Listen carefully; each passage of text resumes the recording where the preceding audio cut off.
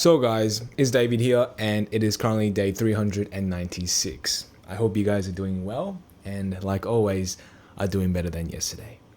Tonight we were out late. Me, my dad and auntie exploring the ancient cities of Shanghai. Old buildings, wonderful view, but walking around was pretty tiresome. And me honestly guys, I am someone who likes to stay at home, and although I like to see sites, I do like to explore new cities and places, which I don't do quite frequently.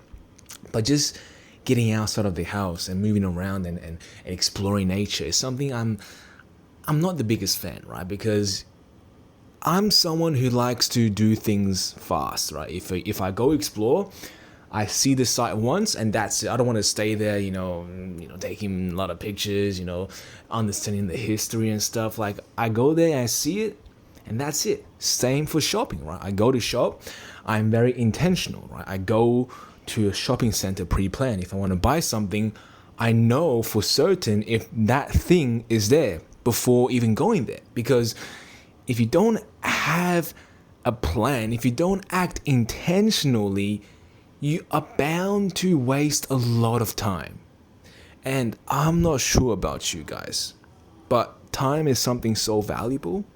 And although it is true that if you feel like you don't have enough time in the day, then it is perhaps you are being ineffective with the amount of time you have. Because 24 hours a day is a lot of time.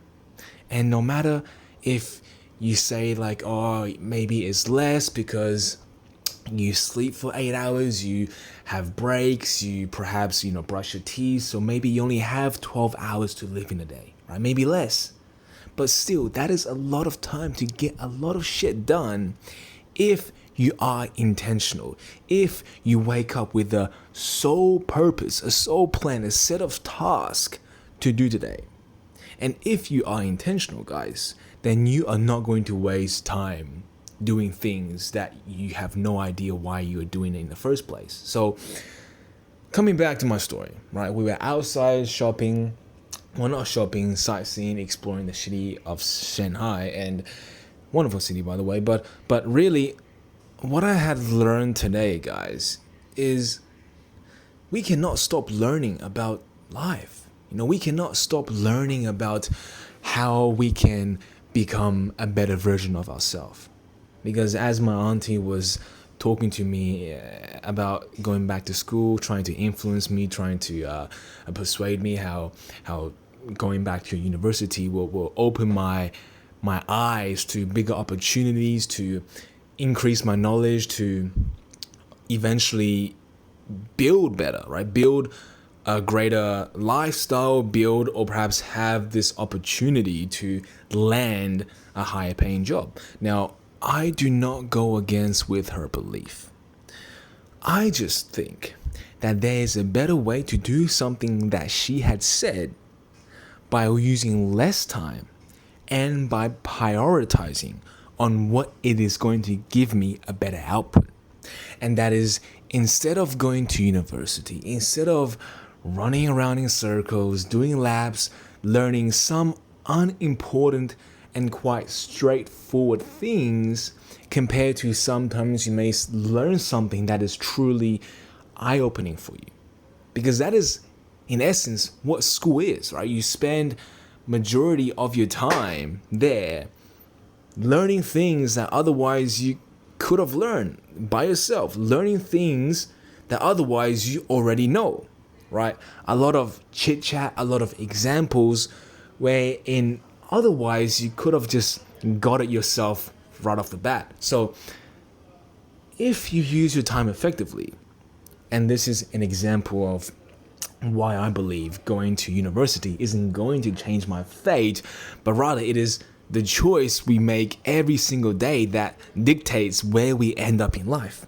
Because yes, going to university is undoubtedly going to increase your knowledge. If you don't go there to muck around, you're going to become smarter. But you don't have to spend double the time or perhaps even triple the time to learn exactly what you need to learn today to push you one step forward. Because you don't have to learn quantum physics to improve your life today.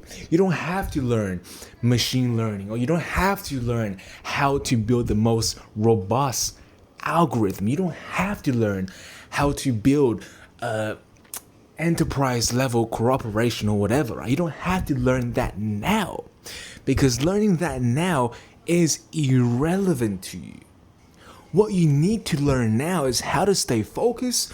What you need to learn now is how to prioritize your time. What you need to learn now is how to lay off Netflix and how to stop scrolling. What you need to learn now is how to stay off the drugs, how to stop drinking so much, how to stop partying, how to rediscover your life and find your purpose. You are not going to learn that through university. You are not going to learn that through some YouTube videos. You learn that by living life and accepting your mistakes and accepting your failures and learning from it. You learn that by having the enthusiasm and the eagerness to always improve yourself one bit at a time. And that can only be gained by intention. That can only be gained by your urge and desire to conquer yourself.